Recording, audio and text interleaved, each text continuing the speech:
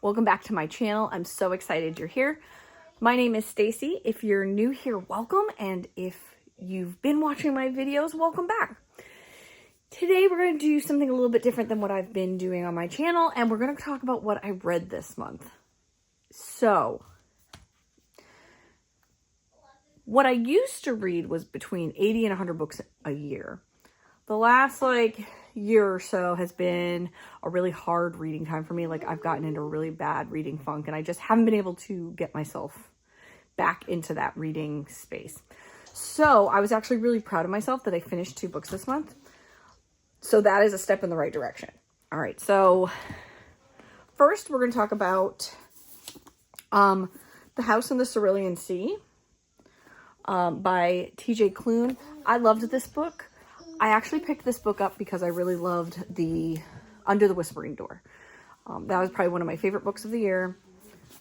I loved that one a lot. So I picked up this one, and this one's about Linus Baker, and he's a caseworker in the department in charge of magical youth.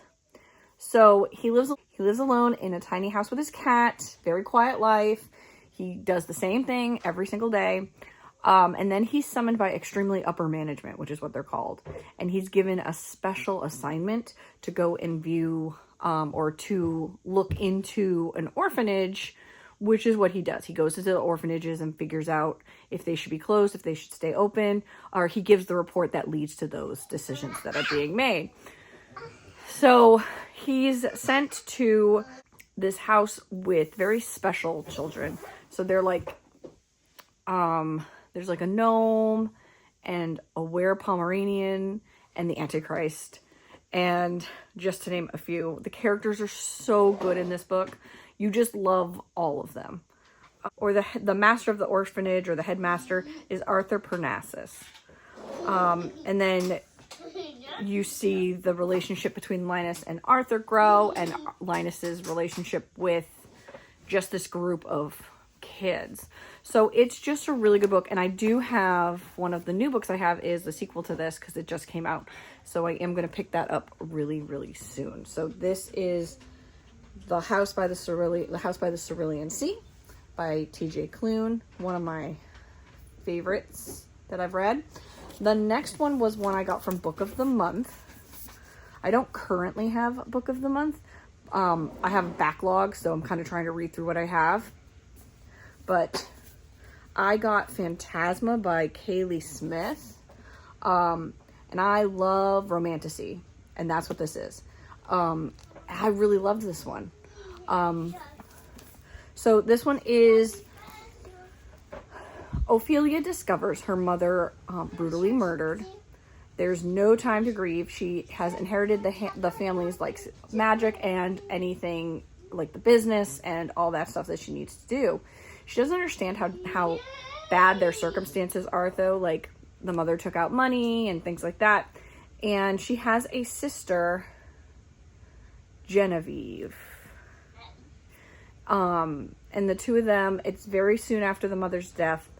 Genevieve goes into Phantasma, that if you get to the end of it, they give you these trials. So this one is,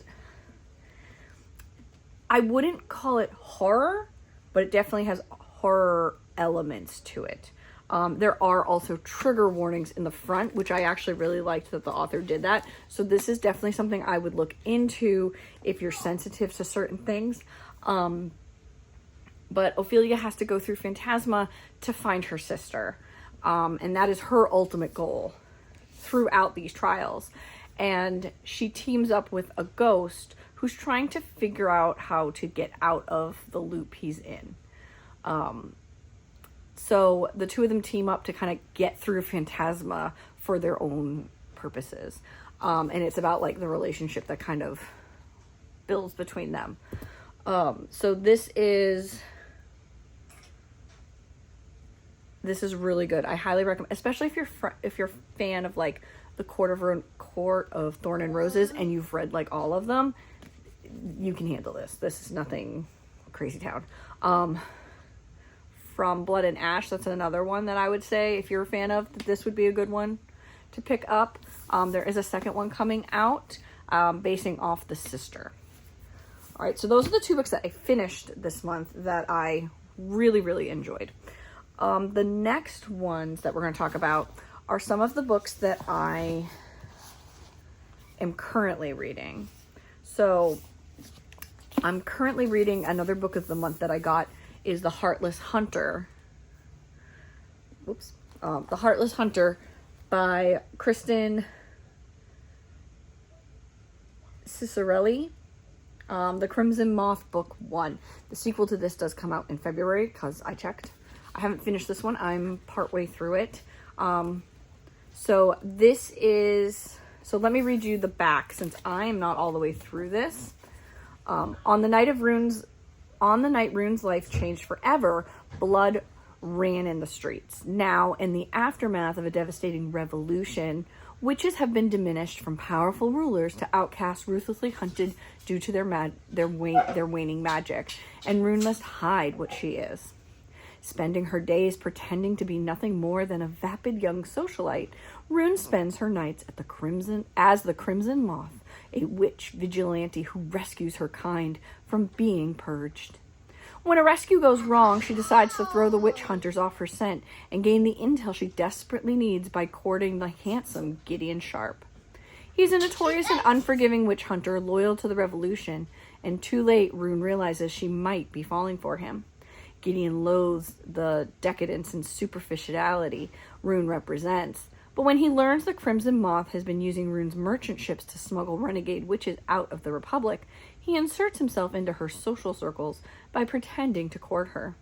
He soon realizes that beneath her beauty and shallow facade is someone fiercely intelligent and tender who feels like his perfect match. Except what if she's the very villain he's been hunting? So I'm making pretty good progress with this one. Also, the author does say that this is loosely based, like, she got the inspiration from the Scarlet Pimpernel. Scarlet Pimpernel is my all-time favorite musical. Like, I love that story. Like, that is my favorite all-time musical. I love the movie. So the fact that this is kind of like a retelling of the Scarlet Pimpernel also had me very, very intrigued. So I'm reading this one, and that's The Heartless Hunter, so I'm really excited about this one. It's really good so far. I'm not that far in, but the pacing is really, really good. The next one that I'm reading is The Language of Fanaticism, Cultish by Amanda Montell. I'm obsessed with cults. Very common thing. A lot of people are. So I got this one off Pango Books. Pango Books is where you can buy and sell books. People post them, you buy them, they send them to you. So it's very, very simple. I actually have a Pango storefront, so when I finish books or if I decide that I'm not going to read something, I put it up on my storefront. So I have a storefront I'll post in the description box below that's always getting updated and things like that. When I sold my first book, I did tell my husband, I was like, my dream has come true. I am now a bookseller. So Pango Books is a really good one if you want to like sell some books that you have that you're like, I don't really need these, and maybe earn some money to buy some books in return. So that's kind of what I've been using mine. So this is just about what makes cults so intriguing and frightening. It's pretty much the language of cults, how they get people invested, how they kind of get people into those situations. Because I know a lot of people are like, well, I would never get sucked into that.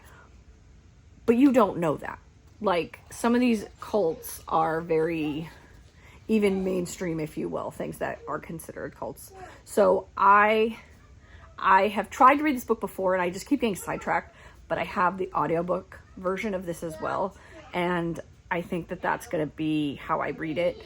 Nonfiction I do so much better when I listen to it on Audible. So, or from the library. So I need to get on that. So that is my nonfiction and my fiction book that I'm reading currently.